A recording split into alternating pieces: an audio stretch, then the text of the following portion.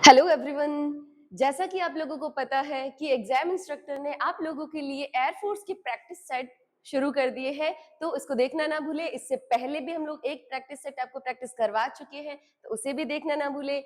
और शुरू करते हैं आज की क्लास से। जैसा कि आप लोग प्रिपरेशन कर रहे हैं एयरफोर्स के लिए, तो मोटिवेशन में कमी नहीं आनी चाहिए। सरकारी नौकरी कह रही है कि मेरा पीछा छोड़ दो, सरकारी नौकरी कह रही है कि मेरा पीछा छोड़ दो, मैं तुम्हारी जवानी बर्बाद कर दूंगी। पर मैंने भी मुस्कुरा कर कह दिया, हम बुढ़ापे में भी मजे कर लेंगे, क्या फर्क पड़ता है। ओके, तो शुरू करते हैं आज की class. So here is the first question. Either the teacher, okay, either the teacher and the students, either the teacher or the students are responsible for the confusion। अब एक चीज बताइए कि either कब लगता है। ईदर कब लगता है? जब हमारे पास में दो ऑप्शंस रहते हैं कि या तो टीचर रिस्पॉन्सिबल है या फिर स्टूडेंट्स रिस्पॉन्सिबल है। एंड आपको ये भी पता होगा कि हेल्पिंग वर्ब क्या लगता है, प्रॉक्सिमल जो सब्जेक्ट होता है, प्रॉक्सिमल यानी कि नियरेस्ट सब्जेक्ट होता है, उसके अकॉर्डिंग लगता है हेल्पिंग वर्ब। यानी यहाँ पर जो हेल्पिंग वर्ब लगा है आर, ये भी बिल्कुल करेक्ट है। Either the student, either the teacher और the students are responsible for the confusion. की कंफ्यूजन के लिए या तो टीचर या स्टूडेंट्स, और आर भी इसके अकॉर्डिंग लगा है, तो बिल्कुल सही है। इट मींस इस सेंटेंस में नो एरर आएगा, क्योंकि कहीं पर कोई एरर पार्ट है ही नहीं। Second question, synonym of meticulous. Synonym of meticulous, meticulous का मतलब क्या होता है? पहली बात तो हमें ये पता होना चाहिए। मींस हम लोग कह सकते हैं अति सतर्क, अति सतर्क, या फिर एक्स्ट्रा केयरफुल, एक्स्ट्रा केयरफुल। तो अब बताइए, केयरलेस का मीनिंग आपको पता है, एंड आपको ये भी पता है कि हमको चूज क्या करना है, सिनोनिम चूज करना है। डिलीजेंट का मतलब क्या होता है, मेसी का मतलब क्या होता है, एंड सिंपल का मीनिंग क्या होता है।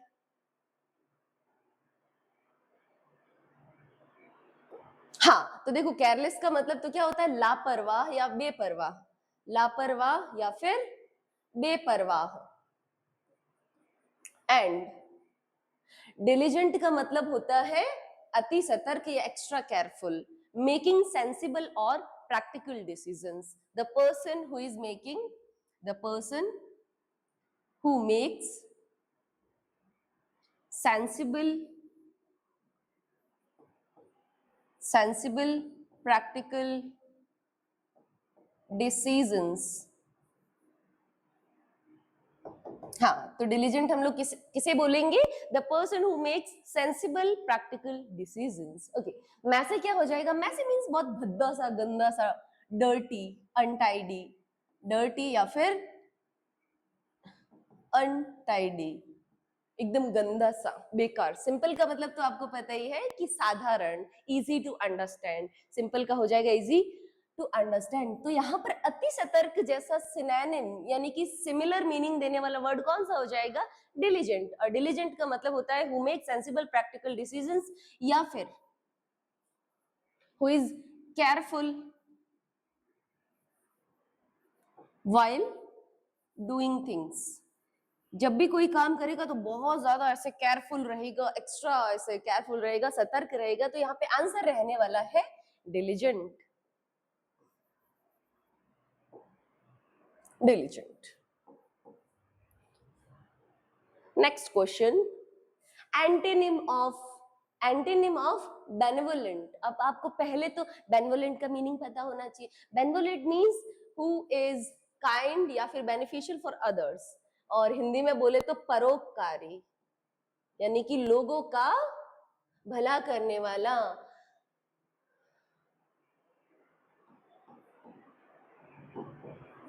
काइंड और beneficial for Mankind, beneficial, kind तो खैर नहीं बोलती है, beneficial for Mankind, Mankind.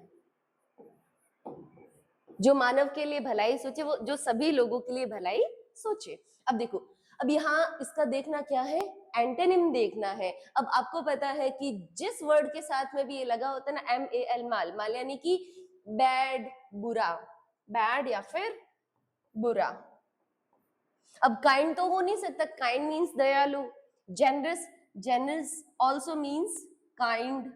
Humble का मतलब who is respectful to others, जो बाकी लोगों के साथ बहुत ऐसे हम्बल हो, पोलाइट हो, हम्बल बोलो या फिर पोलाइट। उसके बाद में हमें देखना एंटीनिम, तो एंटीनिम क्या हो जाएगा, बेनवोलेंट का एग्जैक्ट एंटीनिम होगा मेलवोलेंट। क्या हो जाएगा, मेनवोलेंट, बेनवोलेंट का malevolent, malevolent. Okay, so change the passive, अब इसका पैसिव बनाना है, active passive. Okay, so they were painting the walls. अब आपको पता है कि यहाँ पर जो सब्जेक्ट है वो ऑब्जेक्ट रहने वाला है, एंड ऑब्जेक्ट क्या रहने वाला है, subject in passive voice. So, the walls are painted by them? Not. The walls were painted by them? Not. The walls have been painted? No. So, we are left with the one option, that is the walls were being painted by them। यहाँ पर जो painting है, जो ing वाला form है, वो हम लोग क्या ले लेंगे, बी के साथ में ing जोड़ देंगे और उसके बाद में वर्ब की थर्ड फॉर्म ले लेंगे और बाकी पैटर्न सेम बाय, और यहां पर आ जाएगा अपना सब्जेक्ट की ऑब्जेक्टिव फॉर्म, सब्जेक्ट की objective form. Okay, next, change to indirect. अब आपको इसमें लेना है नरेशन। नरेशन में आपको रूल्स तो पता ही होंगे कि यहाँ पर जो टेंस रहेगा वो अकॉर्डिंगली चेंज होगा। He said, उसने कहा, I am going to Delhi tomorrow। उसने नेक्स्ट डे के लिए बोला कि मैं कल जा रहा हूं दिल्ली। तो इसमें आ जाते हैं, he said that he is going to Delhi tomorrow, he said that he will go to Delhi, he said that he was going to Delhi today, and he said that he was going to Delhi the next day। एक चीज पकड़ी आप लोगों ने, यहाँ पे क्या था, tomorrow, टुडे, एंड यहाँ पे वो टाइम ही मेंशन नहीं किया, इसने मीनिंग ही चेंज कर दिया। एंड यहाँ पर एक ही ऑप्शन है जो कि करेक्ट है, and which is, he said that he was going to Delhi the next day। tomorrow का हो गया next day, and am का हो जाएगा was। now preposition, he died space cancer. अब ये कैंसर क्या है, डायरेक्ट रीजन है, किसी की डेथ का डायरेक्ट रीजन है। तो इसमें हम लोग हमेशा बिना सोचे क्या क्या लगा देना है, हमको ऑफ लगा देना है। इसकी मैं पहले भी एक क्लास ले चुकी हूँ, प्रीपोजिशन के और भी क्वेश्चंस करवाए हैं, तो आप जाकर वो क्लासेस भी एक बार देख ले, तो आपको बहुत हेल्पफुल रहने वाला है। चलिए, अब ईडियम है एक, to burn the midnight oil. To burn the midnight oil यानी कि देर रात, मिडनाइट को मतलब मेहनत करना, यानी कि इसका मतलब क्या हो सकता है, to work late night, to waste time, to sleep, या फिर टू क्रिएट फायर। अब इनमें से चारों ऑप्शंस में से आप लोग एनालाइज करें कि क्या ऑप्शन हो सकता है, तो डेफिनेटली क्या होगा, टू वर्क लेट नाइट, यानी कि देर रात तक काम करना, अत्यधिक मेहनत करना, देर रात तक काम करना, काम करना यानी कि अत्यधिक मेहनत करना, अत्यधिक मेहनत करना, मेहनत करना। चलिए नेक्स्ट क्वेश्चन, यहां पे हमको लेना है one word substitution. And the person who speaks many languages, a person who speaks many languages, एक वो इंसान जो कि बहुत सारी भाषाएं जानता हो। क्या हम उसको लिंग्विस्टिक बोलेंगे, लिंग्विस्टिक मीन्स, हाँ ठीक है, कि भाषा जानता है, कोई भाषा पर पकड़ अच्छी है उसकी। स्पीकर, हाँ बोलता है अच्छा खासा। ऑरेटर क्या हो जाएगा कि हाँ वो बहुत अच्छा ऑरेट करता है। बट पॉलीग्लॉट क्या हो जाएगा, पॉलीग्लॉट क्या हो जाएगा? अ person who speaks many languages. अब जहां पर भी ये वर्ड रहेगा पॉली, तो बच्चे पॉली वर्ड कैच करते हैं, आपको आ जाना है मैनी या फिर कई, हिंदी में बोले तो कई, ये है आपका root word. Okay, polyglot means a person who uses या फिर who is able to speak many languages. Sentence improvement, आपको इसमें देखना है कि एरर कहां पर आ रहा है। She is having a lot of money, क्या आप लोग ऐसे बोल सकते हैं he she is having this this this? यहां पर एक चीज रिमूव होगा एंड दैट इज हैविंग। यहां पर इज हैविंग नहीं आएगा, सिंपली आएगा कि she has a lot of money. ना तो यहां पर हैड आएगा, नो इंप्रूवमेंट वाला कट, एंड वॉज हैविंग बिल्कुल गलत हो जाएगा। She has a lot of money, उसके पास बहुत सारा पैसा है। अब आपने ये एक स्टेटमेंट बहुत अच्छे से मतलब एज अ सुविचार, एज अ थॉट भी स्कूल्स में बोला होगा, पढ़ा होगा। Honesty is the best policy, इसका जो साउंड है वो honesty is the best policy. अब इसमें कोई भी आर्टिकल फिल नहीं होगा, कोई आर्टिकल यूज नहीं होगा, यहाँ पर होगा ओमिशन ऑफ आर्टिकल। क्या रहेगा यहाँ पर? Omission of article. Plural of phenomenon, अब फिनोमिनॉन का प्लूरल क्या होगा? कुछ ऐसे वर्ड्स होते हैं जैसे कि मैं कह सकती हूँ रेडियस। अब रेडियस का अगर आपको प्लूरल बनाना है तो क्या बनेगा? रेडियई। अब इंडेक्स का क्या बन जाएगा? इंडिसेस। इंडेक्स का क्या बनेगा? इंडिसेस। ऐसे बहुत सारे वर्ड्स है, अगर आप लोग चाहते हैं कि प्लूरल वाले टॉपिक पर, सिंगुलर प्लूरल पे वीडियो आए तो भी आप कमेंट सेक्शन में बता सकते हैं, we will provide you the content. So यहाँ पर फिनोमिनॉन्स तो बिल्कुल नहीं होगा, फिनोमेनी नहीं होगा, फिनोमिनाज नहीं होगा। यहाँ पर करेक्ट आंसर रहने वाला option number A, phenomena. Phenomena is the right plural of phenomenon. Okay, fill in the blank. He is then his brother. अब यहाँ पर पहला ही एक चीज आना चाहिए कि जहां पर आपको देन वर्ड देखने को मिले, इट मींस यहाँ पर क्या रहने वाला है? Comparative degree of adjective. Comparative degree of adjective.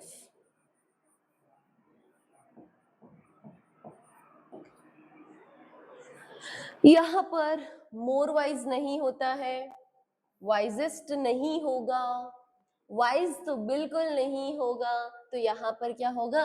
He is visor then his brother, वो अपने भाई से ज्यादा समझदार है। Now choose the correct spelling. अब आपको एकोमोडेशन की करेक्ट स्पेलिंग देखना है। सो एक चीज याद रखना, यहां पर क्या होगा?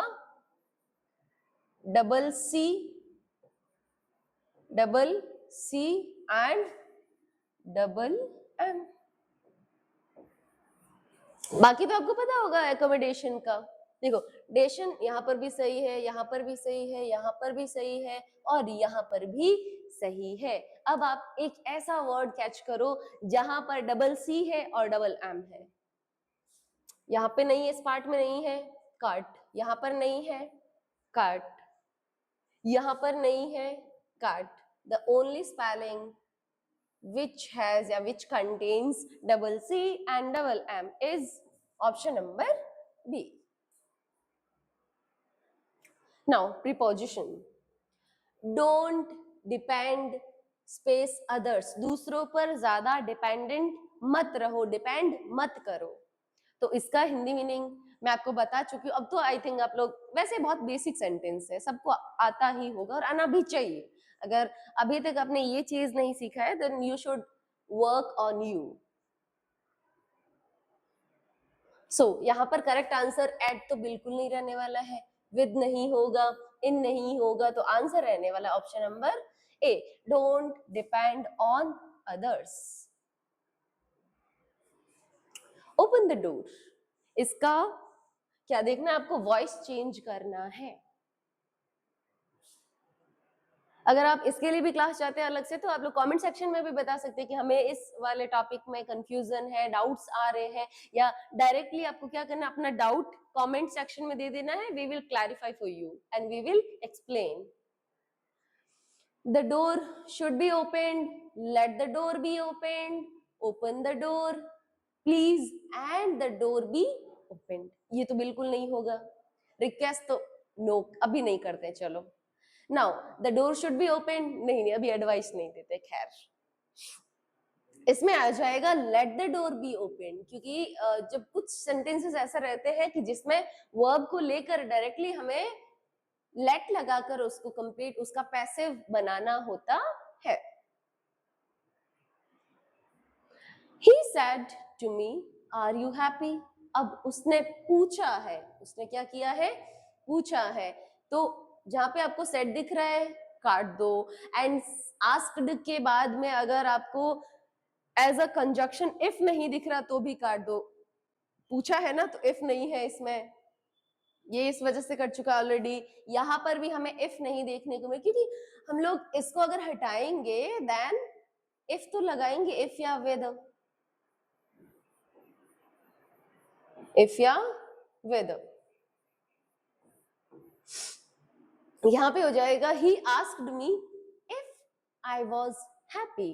उसने मुझसे पूछा कि क्या मैं हैप्पी था या मैं हैप्पी था. Adjective form of glory.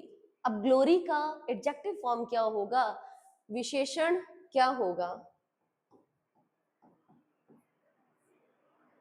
देखिए, glorified no, glorifying no, glorify no. तो एक ही वर्ड बचा है, दैट इज ग्लोरियस. ग्लोरी का हो जाएगा ग्लोरियस. ओके, अब है आई हिम, मतलब उसको मैं जानती हूँ फॉर 10 years. मैं उसको पिछले 10 सालों से जानती हूँ. इसी को आप इंग्लिश में कैसे बोलेंगे, यही आपको एक पार्ट चूज करना है इधर के लिए कि मैं उसे पिछले 10 सालों से जानती हूँ. मैं उसे 10 सालों से जानती हूँ. जानती हूँ. तो बेटा इसका इंग्लिश रहेगा I have known him for 10 years. मैं उसे पिछले 10 सालों से जानती हूँ. Antonym of abundant. And abundant का मतलब होता है बहुत सारा या अत्यधिक. बहुत सारा या अत्यधिक. अत्यधिक. नाउ एक एक वर्ड का, एक एक ऑप्शन का एनालिसिस कर लेते हैं. सफिशिएंट का मतलब होता है, आपको तो एंटोनिम लेना है ना. सफिशिएंट का मतलब भी होता है पर्याप्त, काफी. और प्लेंटी का मतलब भी बहुत सारा, बहुत सारा. एंड इनफ का मतलब भी होता है काफी, यानी काम चलाऊ तो है, काम चलाऊ है, काम चलाऊ है, बहुत सारा है. अब स्कार्स का मतलब होता है बहुत कम होना, भूखमरी होना, बहुत बहुत ज्यादा कम होना. अत्यधिक कमी होना कोई चीज की. Lack of something is scarce of that thing. तो अबंडेंट का एग्जैक्ट एंटोनिम हो जाएगा स्कार्स. ओके, अब एक वर्ड है प्रूडेंट. प्रूडेंट यानी कि हम लोग इसको वन वर्ड में बोल सकते हैं विवेकपूर्ण, जो बहुत सोच समझकर काम करे. विवेकपूर्ण, बहुत ज्यादा सोचे समझे, केयरलेस नहीं हो, वो केयरफुल होता है. Who is careful about the things. तो इसका सिनोनिम क्या हो जाएगा? क्या वाइज इसका सिनोनिम होगा या फूलिश? फूलिश तो मतलब बिल्कुल मूर्खता. टिमिड यानी कि डरपोक सा. इजीली फ्राइटेंड, डरपोक या फिर इजीली फ्राइटेंड.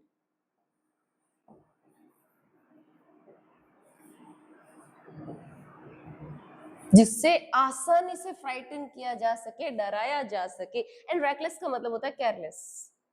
तो केयरलेस तो बिल्कुल नहीं रहने वाला है, तो ये ऐसे कट हो जाएगा। एंड डरपोक का और विवेकपूर्ण का कोई संबंध नहीं है। फूलिश यहाँ पर होगा नहीं, तो बच्चे यहाँ पर इसका सिनोनिम रहने वाला है वाइज, क्योंकि वाइज का मतलब भी क्या होता है, विवेकपूर्ण, बुद्धिमान। एंड प्रूडेंट का मतलब भी होता है विवेकपूर्ण। So thank you.